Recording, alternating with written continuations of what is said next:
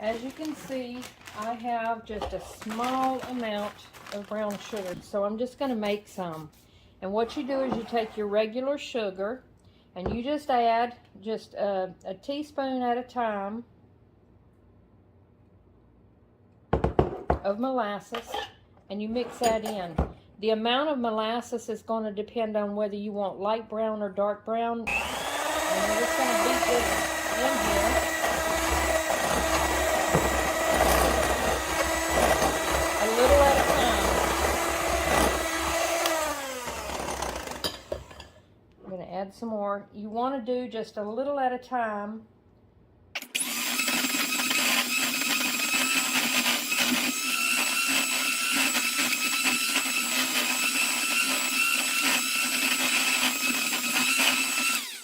I did put just a little too much, so I'm going to add a little more sugar.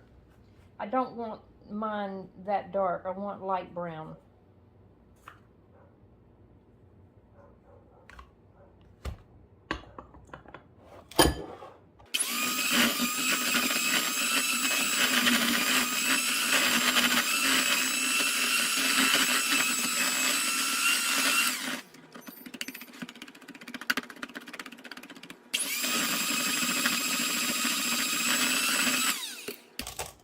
You may have to take a fork and break up the small lumps in it.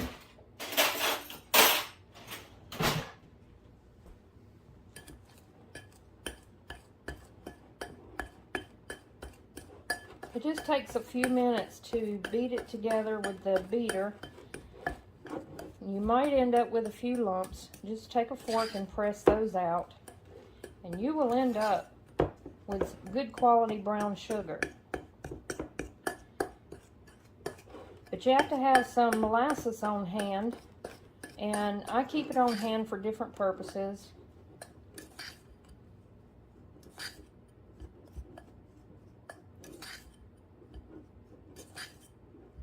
Look at that.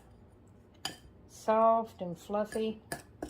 And it'll keep for a long time, just like regular brown sugar. You can keep it stored in a plastic container or a bag.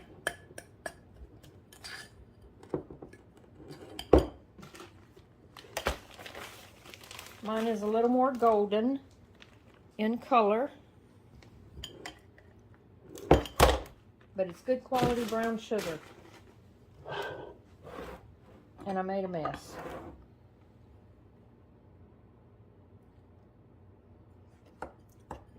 Tastes like brown sugar. Here's another tip. If you run out of powdered sugar, just make some. Put you some sugar in any kind of powerful grinder that you have. It could be a coffee grinder, food processor, or I'm just using this little, it's called a Bella. I use this to puree tomatoes when I'm canning tomatoes. And all you do is process it and grind it up, and you will have powdered sugar that is perfect to use in your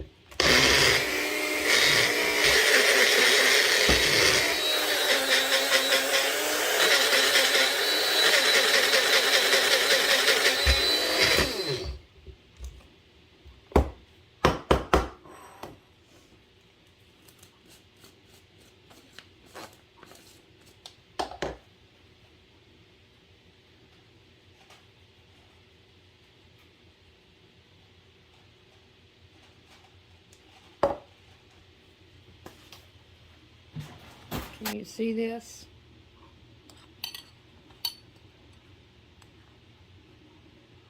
This is now powdered sugar that can be used in whatever recipe that calls for powdered sugar.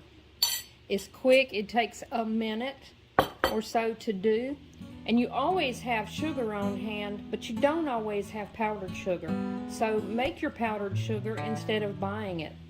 It's not that much of your time.